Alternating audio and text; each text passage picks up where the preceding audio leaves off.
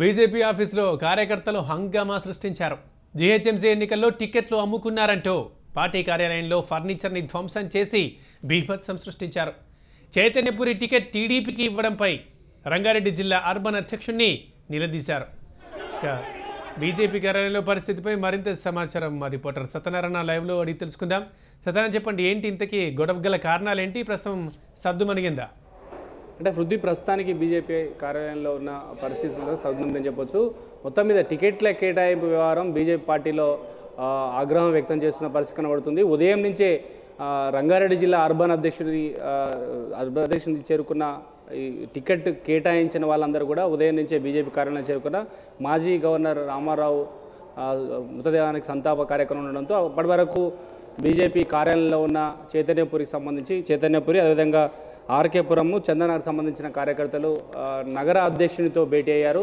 ఎందుకు మా సీటును తీసుకోలేకపోయారు, చైతన్యపురి, చందనగర్ అదేవిధంగా ఆర్కేపురం సంబంధించిన డివిజన్లు తెలుగుదేశం పార్టీకి ఎందుకు కేటాయించారనే అంశంపైన ఆయనతో వాగ్వాదం దిగారు. దాదాపు గంట సేపాటు ఆయనతో మాట్లాడిన తర్వాత కేవలం తెలుగుదేశం పార్టీకి కేటాయించిన సీట్లు డబ్బులు తీసుకొని కేటాయించారని ఒక ఆరోపణ కార్యకర్తలు చేస్తున్న పరిస్థితి కనబడుతుంది.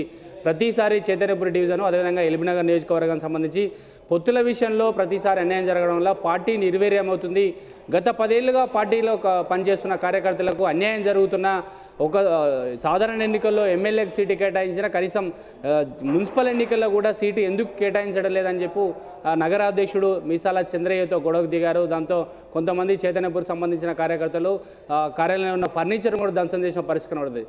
దాంతోపాటు సమాధానం ఇచ్చారా ఏమైనా సత్యనారాయణ? అంటే ఎవరైతే ఆందోళన దిగుతున్నారో వాళ్ళందరితో మాట్లాడే ప్రయత్నం చేసినా వారెవరు ఆయన మాట వినకుండా కార్యాలయంలో ఉన్న ఫర్నిచర్ ధ్వంసం చేశారు. అదేవిధంగా చందానగరు అదేవిధంగా ఆర్కేపురంకి సంబంధించిన కార్యకర్తలు కూడా తమకు సీటు కేటాయించడంలో పార్టీ కార్యాలయంలో కొంతమంది సీనియర్ నాయకులు కార్యకర్తలు అన్యాయం చేసే విధంగా వ్యవహరిస్తున్నారు. పొత్తుల విషయంలో కార్యకర్తలకు న్యాయం జరగకుండా ఎప్పుడు గతంలో వారికి అనుకూలమైన వారికే సీట్లు కేటాయిస్తూ మిగతా వారికి అన్యాయం చేసే విధంగా వ్యవహరిస్తున్నారనే ఆరోపణలు పార్టీ ఆఫీస్లో చేశారు. అదేవిధంగా తెలుగుదేశం పార్టీకి వ్యతిరేకంగా నిందాలు చేశారు.